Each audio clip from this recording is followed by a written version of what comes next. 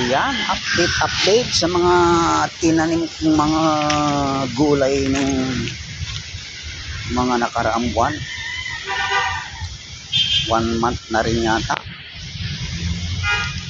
ay tinanim ko itong mga ito, particular itong okra. Ayan oh, malalago na siya, matatas na, meron na ngang bunga oh, may bunga na siya. Pero nadali ng bagyo ito, ng mas sunod na bagyo, lalo na itong pechay oh. Tapos may kumakain pa maliliit na suso. Saan na kaya yun at matiris? Tatago lang yun eh. So ito, hindi maganda yung pagkatubo ng pechay. Nadali ito ng bagyo, yung sunod-sunod na bagyo, yung 3 bagyo. Tapos araw-araw eh umuulan. Makakapag-harvest na sana ako dito sa pechay na to, pero nadali nga ng bagyo, nagdaang bagyo na 3 sunod-sunod yata yun. Ito naman yung aking mga transplant na talong at saka yung sili. Ito parang namamatay na itong sili oh. Ano kaya ito, nasobrahan sa tubig o yun oh, marami pa naman mamunga ito.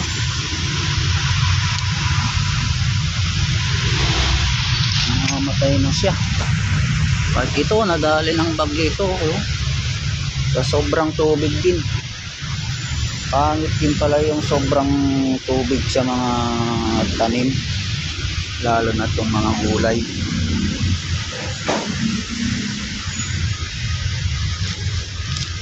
Ito yung tinanim ko rin ano nung nakaraan, yung kangkong, Chinese kangkong na binigay nung ni madam.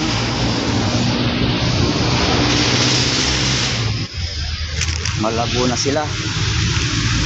Ano, pwede nang mag-harvest pang sigang. Pwede nang mag-harvest pang sigang. Sa isang araw magsisigang ako ng baboy. Ito yung hindi ko na itanim oh, buhay pa rin siya. Nasa tubig lang siya.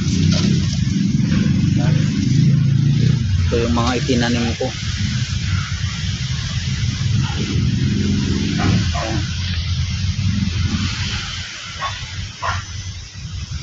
Malalago na yung mga kamoteng baging. So ilang linggo pa kaya itong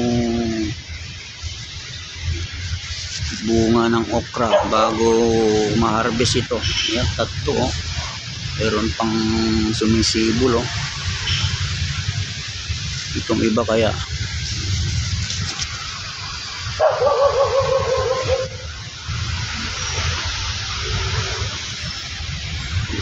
itong mga gabi oh,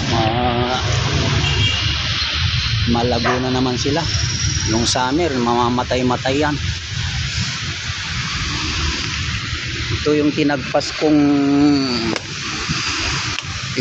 ko ng mga sanga.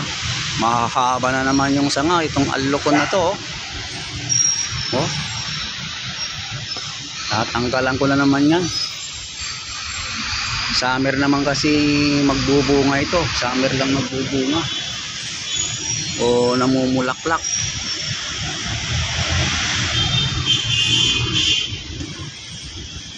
Ito mga asikaso mga ito, mga damo mga tanggalin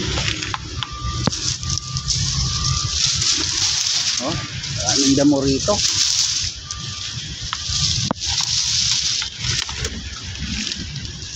Ito yung ating ginseng na 2 piraso na lang.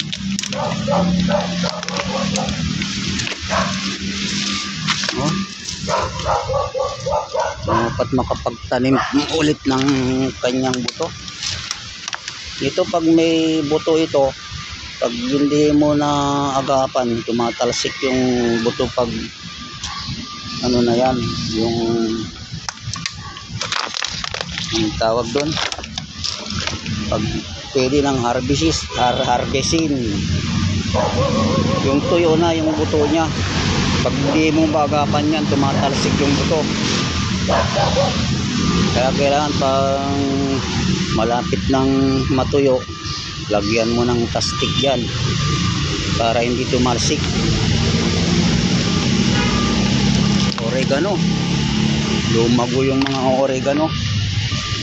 Nung summer dinidiligan ko lang yan, kaya nabuhay mga yan. Semento naman tong ilalim nito, hindi naman lupa.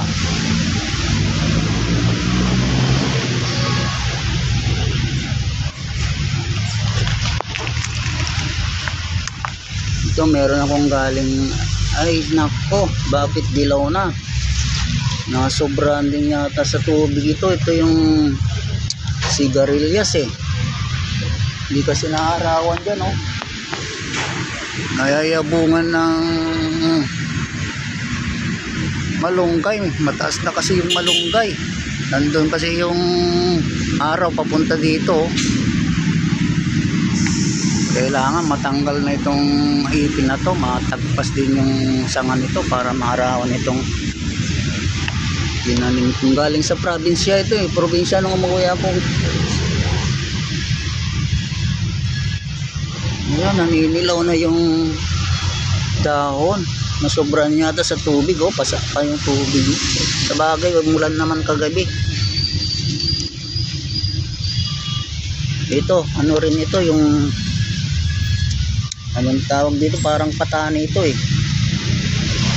Nabuhay siya oh, dati nandyan, kaya namatay, pero meron namunga, siguro nahulog yung bunga niya nung matuyo. Ayan, nabuhay ulit. Ito, bago kong tanim ito, mga sili to oh. Hindi ko lang nabidyohan. Saka ito talong, transplant ko rin yan pag malaki-laki na, sa malaki-laking sako katulad nun.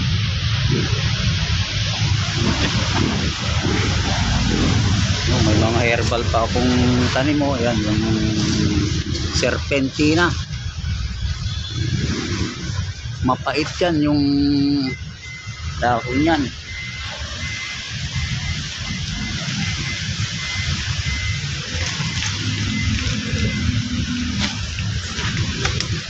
So ayan mga idol, update na lang tayo ulit kapag marami ng bunga itong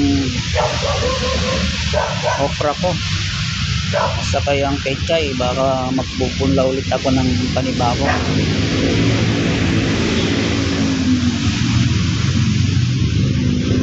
Mega love shoutout na po sa ating mga idol dyan.